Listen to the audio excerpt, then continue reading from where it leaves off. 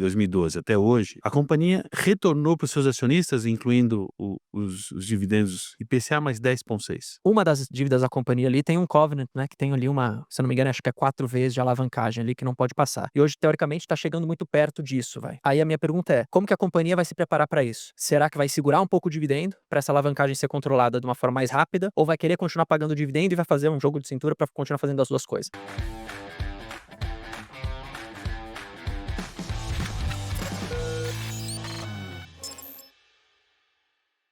Então, a primeira pergunta relacionada à tese diz respeito à oportunidade de crescimento de 2025. O que que acontece? O que que eu vejo de diferente no ano de 2025?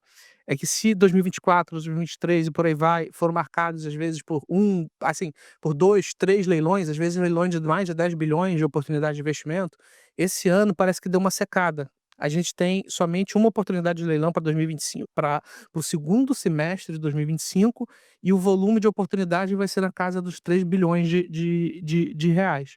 Como é que vocês enxergam essa questão para 2025? E também se puder dar algo assim, ainda é cedo para falar, mas pensar em 2026. Vitor, obrigado pela pergunta. De fato, o leilão desse ano deve ser de pouco mais de 7 bilhões. Na consulta pública saiu agora, essa semana. Foi aprovada previamente pela ANEEL, um leilão de 7 bilhões de reais.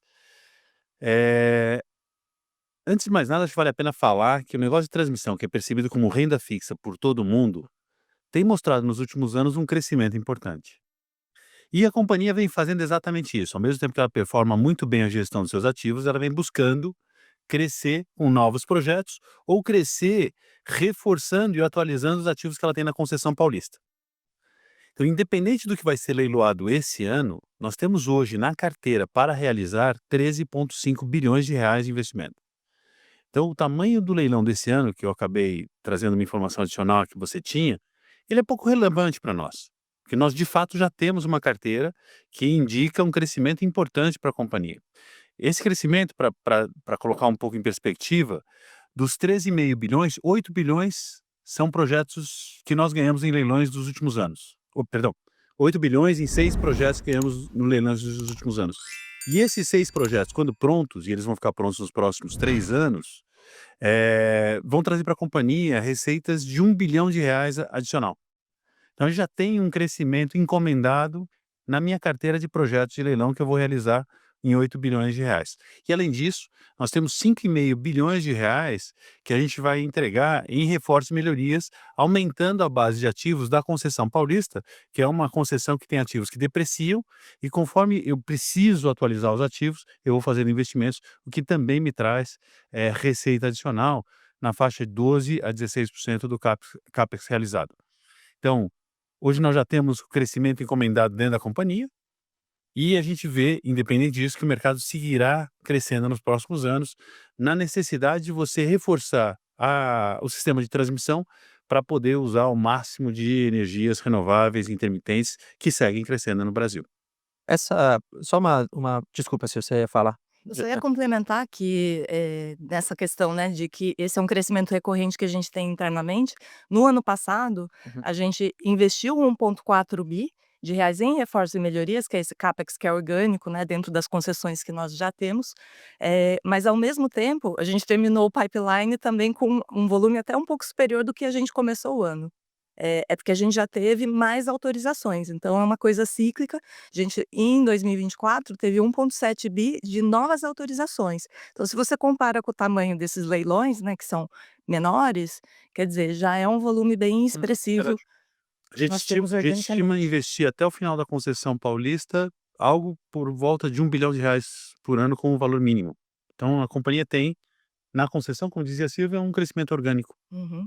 E que ele é contínuo e necessário, até o fim da concessão mesmo. Então até É, para a pessoa que faz modelagem, né. até para pegar um pouco para o pessoal que está buscando investir, assim, entender um pouco mais do modelo de negócio da empresa, a gente sempre lê nos relatórios do Vitão, enfim, vocês também sempre falam aqui sobre essa linha de reforços e melhorias, mas Se você puder explicar um pouco para o pessoal de onde vem essa linha reforços e melhorias? Por que que na Isa Energia ele é tão mais robusto, vamos dizer assim, do que em comparáveis com outros pares? Por que que isso, até de algumas formas, as pessoas falam, pô, isso pode ser até uma vantagem competitiva da companhia, dado às vezes um cenário difícil de crescimento via leilões, como o Vitor comentou, como vocês estão falando, pode ser uma linha importante para adicionar receita para a companhia. Por que que isso acontece com a Isa Energia? De fato, é uma vantagem comparativa, Uhum. né?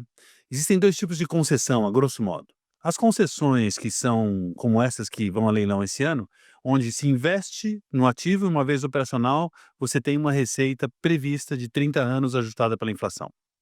Existem as concessões renovadas, são poucas no Brasil, e nós temos a concessão renovada do Estado de São Paulo. A concessão renovada do Estado de São Paulo, ela é uma transmissão com uma cara de distribuição, porque eu tenho ativos que vão depreciando no tempo e eu vou atualizando esses ativos que vão depreciando, renovando esses ativos, é o que nós chamamos de reforços e melhorias. Melhoria é quando eu troco um ativo por um ativo da mesma capacidade. Reforço é quando eu adiciono uma capacidade de transformação ou de transmissão maior. Isso vai crescendo a minha base de ativos remunerados e aumenta a minha receita. Um exemplo claramente desse resultado, desta oportunidade, que claramente demonstra isso, é o que aconteceu na revisão tarifárica do ano passado. É importante falar que esses investimentos, eles acrescentam resultado ao longo do ano, conforme os ativos são energizados, e a cada 5 anos, na revisão tarifárica periódica, e a próxima vai ser em 2028, de forma mais importante, em especial para as melhorias. É uma vantagem grande da companhia. É um crescimento contratado potencial, necessário, porque eu preciso atualizar os ativos, são dos anos 70 do século passado. A gente precisa atualizá-los, e isso permite que eu recupere um crescimento naturalmente fazendo esses investimentos. Isso tem um prazo para, por exemplo, existe um prazo onde você começa a ver que reforços e melhorias começa a cair ou não necessariamente, assim? Do ponto de vista do pessoal tentar enxergar, porque você comentou, né, do tamanho dos investimentos em reforços e melhorias que vocês estão fazendo hoje. Isso tende a diminuir ao longo do tempo ou, na verdade, isso tende a continuar meio que nesse mesmo range, vamos dizer assim, por conta também dos novos projetos que vão entrando ao longo do tempo? Hoje a gente não vê nenhuma tendência de melhoria, diminuição, pelo contrário, até todo o movimento de data centers, que é muito consumidor intensivo, né, de consumo Uhum. de energia, está gerando novos projetos de reforços que acabam sendo concentrados no estado de São Paulo. Essa semana mesmo a gente teve uma aprovação de 3 projetos, eh, que vão acabar sendo reforços para a Isa Energia Brasil. Então, só para dar uma dimensão também, falar um pouco de números, a gente tem uma base, de remuneração regulatória, de 32 bilhões. Só que 17,7 bi são totalmente depreciados. Hoje, a nossa base líquida, que é de fato remunerada, é 6,6 bi. Então, não significa que tudo que está contabilmente depreciado totalmente precisa ser investido, mas é um indicativo Tem de um que espaço a mostrar, vamos dizer assim, que você pode o trabalhar, né? equipamento existe e ele tem uma vida útil, né, em algum momento vai precisar E ser. aí, só para ilustrar para o investidor, pessoa física que está um pouco mais longe do setor, o que é isso? Bom, recentemente a gente trocou um transformador que nós tínhamos operando desde os anos 60. Ele precisava ser trocado, a gente vai monitorando a vida dele, definimos a data da troca, trocamos. Aquele transformador já estava depreciado, ele não entrava na minha base de remuneração, como comentou a Silvia.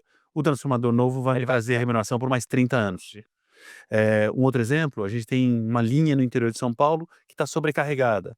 E aí eu posso investir numa nova tecnologia para diminuir a sobrecarga dessa linha ou recondutorar, que é colocar um novo tipo de cabo com maior capacidade na linha. São investimentos para dar maior longevidade ou maior capacidade para a rede. Maravilha. Senão eu vou pular muito. Até para explicar para quem está em casa, você comentou que, transmissão é visto como uma renda fixa. E assim, eu acho que uma das belezas do negócio de transmissão é que do momento que você faz do leilão, você majora aquele retorno que a gente observa no momento do leilão, fazendo antecipação de linha, realizando, investimentos abaixo do previsto, seja por eficiência de negociação e etcétera. Dito isso, eu queria entender exatamente e do lado negativo, né, caso as coisas eventualmente dêem errados, você pode ter atrasos, você pode ter estouro do orçamento, você pode ter ali uma série de coisas negativas que vão detratar, né, o desenvolvimento do projeto. Dito isso, como estão os projetos de vocês hoje, desses 8 bilhões? Porque 5 bilhões é reforço e melhoria e 8 bilhões são os projetos, são as linhas, são as bases, são as subestações. Aí eu queria saber como é que eles estão andando hoje em dia. Existe algum que está enfrentando alguma limitação, algum licenciamento ambiental que não está saindo? Quais são os desafios que vocês estão enfrentando hoje? E tem alguma coisa saindo fora do normal? Alguma execução que está dando um pouco mais de dor de cabeça? Pô, às vezes até dando melhor, né? Trazendo como, sei lá, uma surpresa positiva, talvez. Hum. Eu começo, você completa? Nos últimos 5 anos, nós entregamos 13 projetos. Os 13 projetos foram entregues antes do prazo, com redução de custo em relação ao prazo anel. Numa rentabilidade média, num cálculo que nós realizamos de tira acionista real, então, já descontada a inflação, superior a 10%. E esse é um valor mínimo que a gente estabelece, quando a gente conversa com os acionistas de um alvo de retorno. É claro que a gente busca sempre maximizar o retorno. Os 6 projetos que estão em construção vão muito bem, não tem nenhuma surpresa, negativa nos projetos. Eles vivem, bom, sua evolução natural, tanto do ponto de vista de contratação, licenciamento, acho que caminha muito bem nosso portfólio. Quer falar alguma coisa, Silvio? A gente tem hoje 6 projetos licitados, né, que compõem esse portfólio de 8 bilhões, que vão ser, investidos até 2028, mais ou menos. Então, 3 deles estão numa fase mais avançada, né, acho que dá para esperar aí que entre em operação aí nos próximos 12 meses, né, eu diria. E aí a gente tem 2 maiores, que são o Serra Dourada e o Itatiaia, que estão numa fase de licenciamento, mas conforme esperado, dentro do caso de negócio. Então, a gente tem um acompanhamento muito próximo, junto da área financeira também, junto com a área de projetos, para mapear riscos, buscar oportunidades tributárias. Então, acho que evolui muito bem. Eu queria fazer só um complemento, porque para o investidor leigo, parece que depois do leilão é só construir.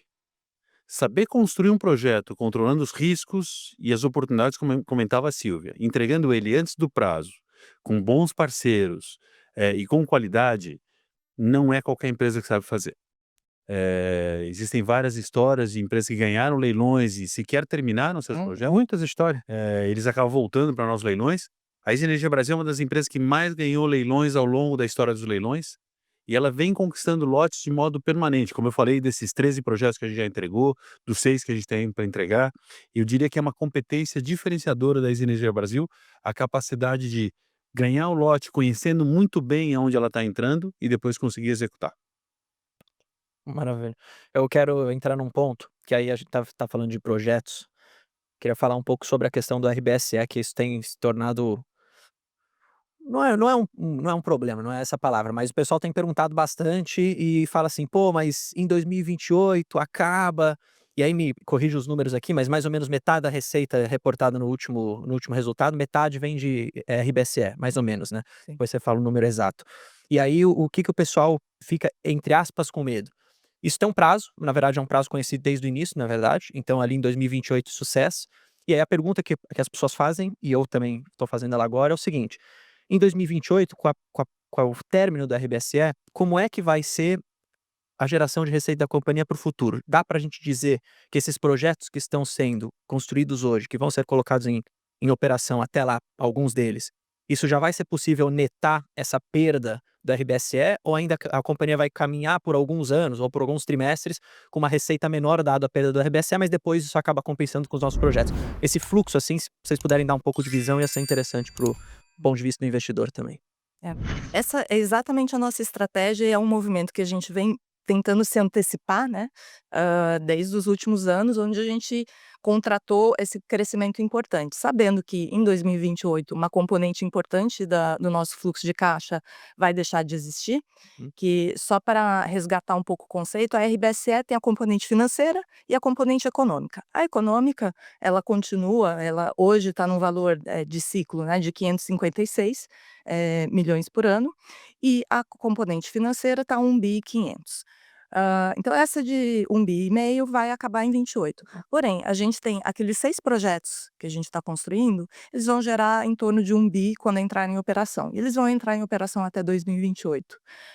Fora isso, a gente tem aqueles 5,5 bi também de reforços e melhorias, que isso é na data de hoje, mas ele é algo recorrente que vai continuar, né, entrando e saindo coisas desse saldo, e que conforme eles vão entrando em operação, tem 2 tipos. Metade disso, mais ou menos, ele já começa a gerar RAP no momento que energiza, então dentro do ciclo. Metade disso a gente constitui, ganha o direito, mas tem que aguardar a revisão tarifária para ter isso reconhecido e aí recebe retroativo. Então, parte disso a gente espera para receber Entendi. em 2028, que é a próxima revisão tarifária da concessão paulista. E aí essa parte vai ser remunerada naquela proporção em que a gente dá uma regrinha de bolsa, vai entre 12% e 18% RAP Capex. Então, fazendo as contas, dá para ver que mais do que é suficiente para suprir esse 1,5 bi que a gente deixa de receber. Legal. E aí, Bruno, para dar tranquilidade para o investidor que tem essa dúvida, essa é uma pergunta que nós nos fazemos desde 2020. Quando em 2020 foi dada à companhia a consolidação do valor do RBSE, dessa componente financeira que a Silvia comentava, nós definimos a nossa estratégia do bom uso que faríamos desse recurso. É. E ali a gente definiu, não, nós queremos crescer com projetos rentáveis, de forma a compensar no futuro essa geração de caixa e fazer bom uso do recurso. Uhum. Nós queremos pagar dividendos de 75% do lucro líquido regulatório e nós queremos ter disciplina financeira para garantir que a empresa continue captando dívida barata. Então, esse conceito foi definido em 2020, de lá para cá a gente vem executando com muita disciplina.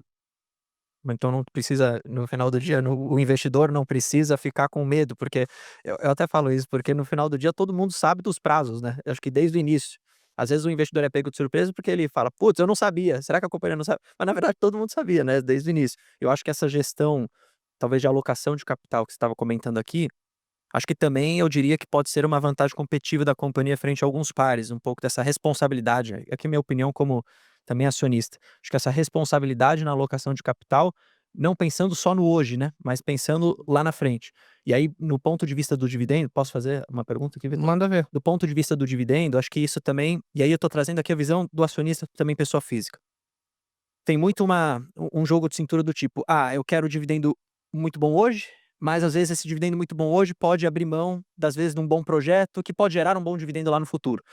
E a minha pergunta é o seguinte: você tem um pipeline grande de investimentos hoje, como vocês comentaram, tem oportunidades pela frente, tem em 2028 essa questão do RBSE que a gente comentou, mas a verdade é que hoje a gente vê e tá vendo nos pares, na verdade, também, um aumento de alavancagem em transmissão em geral. Esse aumento de alavancagem, por consequência, né, às vezes o investidor olha e fala assim, opa, talvez o dividendo tenha que cessar um pouco, ou tenha que diminuir, até do ponto de vista até de ser mais seguro para a companhia como um todo. Minha pergunta é, como que vocês enxergam essa alavancagem agora ao longo dos próximos anos, ou até mesmo dos próximos trimestres? Porque existe, e aí a gente estava comentando isso aqui no nosso último podcast, uma das dívidas da companhia ali tem um covenant, né, que tem ali se eu não me engano, acho que é 4 vezes de alavancagem ali que não pode passar. E hoje, teoricamente, está chegando muito perto disso, vai. Ficou falando assim, de forma geral. Vai chegar. Vai chegar muito perto disso. Aí a minha pergunta é, como que a companhia vai se preparar para isso? Será que vai segurar um pouco o dividendo para essa alavancagem ser controlada de uma forma mais rápida? Ou vai querer continuar pagando o dividendo e vai fazer um jogo de cintura para continuar fazendo as duas coisas? Enfim, minha pergunta é meio grande, mas é nesse ponto que eu queria entrar. Bom, em primeiro lugar, todo esse crescimento contratado, ele foi feito, a gente entrou nos leilões já pensando, tendo como premissa a manutenção da prática de distribuição de dividendos que a gente tem hoje, que é de um mínimo de 75% do lucro líquido regulatório, que é mais próximo à geração de caixa, né? Então, todo o nosso planejamento, ele já foi em cima disso. Ou seja, payout é alguma coisa que a gente não pensa em mexer. Então, isso colocado, é claro, a gente tem um trade-off entre o máximo de distribuição de dividendos, né? Poderia querer distribuir 100%, mas aí dado que você tem concessões finitas, a empresa iria caminhar por um término, né? Uhum. Acabar nas concessões, ela termina as operações. Então, o que a gente busca fazer é um equilíbrio entre pensar na longevidade da companhia e também combinar com uma remuneração consistente para os nossos acionistas. Então, a nossa proposta de geração de valor é bem ter esse portfólio balanceado de crescimento com uma distribuição interessante, né, consistente de dividendos para os acionistas, e a única forma da gente garantir isso é tendo uma disciplina financeira, porque realmente a gente não pode perder mão na alavancagem. A gente não tem mais covenants financeiros em debêntures. Hoje nós temos apenas um covenant financeiro de empréstimos com BNDES, que aí é de 3 vezes dívida líquida EBITDA. Então até menos. 4 era antigamente. Mas no ano passado, em dezembro, a gente fechou com 2,72. Uhum. E o BNDES, a gente tem um saldo de 650 milhões, mais ou menos, então a gente já teve renegociações com eles no passado, a gente tem uma relação boa, então a gente acredita que vai ser possível renegociar esse covenant. No limite, a gente pré-paga e fica livre desses covenants, tá? Entendi. Pode falar, Vitão. Vocês têm algum guidance e aqui é mais pro público, né, de que alavancagem vocês se sentiriam confortáveis em chegar ali por volta de 2028? Ou é cedo para falar sobre isso? A gente sabe que tem várias placas móveis, né, que podem interferir nisso, mas dado o nosso investimento já contratado, é natural que aconteça um aumento de alavancagem. A gente estima que o pico aconteça ali entre 2027, Uhum. 2027, 28. Mas não deveria, quer dizer, a gente entende que um patamar de 4 vezes dívida líquida EBITDA, assim, é bem razoável para uma transmissora, assim. A gente está falando de um negócio que tem margem entre 80%, 90%, dependendo do tipo de projeto. E aí E vocês emitem dívida com muito prêmio, muito pouco prêmio em relação. esse é o ponto. Por que a gente Entendo. fala de alavancagem? Você usa a palavra confortável, né? Eu vou usar a palavra disciplinada. Por que a gente busca essa alavancagem disciplinada e 4 talvez seja um número que pontualmente não gere problema? A gente quer continuar captando recursos de forma competitiva. De fato, nas últimas captações que a Silvia e a equipe trouxeram para a companhia, elas foram captadas abaixo do custo soberano. NTN-B menos, CDI menos. Isso é uma vantagem competitiva para a empresa que a gente quer manter. E para manter, disciplina financeira é chave. De novo, é uma pergunta que pediram para eu fazer, eu falei que eu prometi que eu iria fazer também, que é o seguinte. Não, é uma pergunta tranquila. Ele sequer quer ser percebido como autor da pergunta, mas deve ser duro. Não, ela também é muito minha, que eu falo, ó, A gente recebe muita pergunta de fora, a gente aproveita. Não tem. e aí, qual que é a questão, né? Hoje, do ponto de vista do investidor pessoa física, você até falou, né, no começo, que é muito comparável com uma renda fixa, por exemplo, a transmissora, pela sua previsibilidade e tudo mais. Alguns dizem, eu não acho que seja comparável, eu acho que é bem melhor. Eu também acho. Mas aí, no ponto de vista que é o seguinte, é muito previsível dado o modelo de negócio, então é muito previsível também pelo pagamento de dividendos. Você tem ali a sua política, que ela é muito clara, 75% mínimo do lucro líquido regulatório, só que uma coisa que, e aí é um pouco na minha opinião e do pessoal também hoje você não tem em estatuto escrito que você paga, por exemplo, a cada trimestre ou a cada semestre. Você paga uma vez por ano, pelo menos uma vez por ano, 75% do lucro líquido regulatório. Isso tem sido, acho que um pouco da prática, foi no ano passado, foi no ano retrasado, anunciar mais ou menos em dezembro, ali pro final do ano, e aí pagar no ano subsequente. Agora, nesse ano foram 3 parcelas, né, terminou agora no mês passado. A minha pergunta é, existe por parte da companhia uma vontade, talvez, de deixar uma política de pagamento de dividendos um pouco mais regular, no seguinte sentido: todo trimestre nós iremos anunciar um dividendo e já pagar em, sei lá, um prazo, sei lá, às vezes 60 dias, como alguns pares fazem isso, por exemplo. Existe essa vontade da companhia, porque isso seria bom do ponto de vista do investidor, pessoa física que investe com base no dividendo. É mais fácil para se planejar. A companhia pensa dessa forma ou prefere ter mais jogo de cintura nesse sentido para usar o capital e alocar melhor? Olha, a vontade de agradar os nossos acionistas, ela sempre existe. Tanto é que o fato da gente ter feito em 3 pagamentos esse ano, em relação ao exercício de 24, foi uma forma assim de sinalizar que nós ouvimos e vamos fazer possível para flexibilizar, sempre que a gente vira a possibilidade disso. Ah, dentro do ciclo de investimentos que a gente tem, ciclo de crescimento, a gestão do caixa, ela é bastante importante e a gente prefere, nesse momento, preservar a liberdade, enfim, de escolher as melhores janelas, né. Então, se eu travo quanto mais eu travar os meus compromissos, que eu já tenho que atender, não pode faltar dinheiro para o Hum. nosso diretor de projetos tocar os projetos, as obras, né. Então, É mais essa é a simples maior do que ter, no probabilidade. Agora, a prioridade, navegando os momentos de mercado, se eu tiver um pouco de flexibilidade de fazer uma captação antes ou depois, mais volume aqui, mais depois, isso vai gerar mais valor, né, para os projetos e para o resultado. Então, hã, nós ouvimos, Entendi. queremos flexibilizar, Mas tem que ver as porém, questões. em relação à prática, nós não temos essa intenção de assumir algo Mas rígido, mas fato é, mais por fixo exemplo, se em hoje. algum determinado momento vocês acharem que faz sentido fazer 2 anúncios por ano, ao invés de apenas um no final, isso pode ser feito, Poderemos conforme um fazer. pouco do que vocês têm de planejamento, de aprovação e tudo mais. Entendi. Eu queria somar isso a um indicador que nós olhamos com muito carinho, que é o Total Shareholder Return. Sim. Quando a gente olha desde a concessão paulista ter sido renovada em 2012 até hoje, a companhia retornou para os seus acionistas, incluindo os dividendos em caso de reinvestimento, IPCA mais 10,6. Por isso, quando me falam que, poxa, a empresa de vocês é um proxy de renda fixa, ele é um proxy de renda fixa que tem aumentado o seu valor, dá 17,8% de crescimento anual nessa métrica. E é isso que a gente está buscando. A gente está buscando criar valor para todos os acionistas como nosso mantra diário em tudo que a gente faz. Maravilha.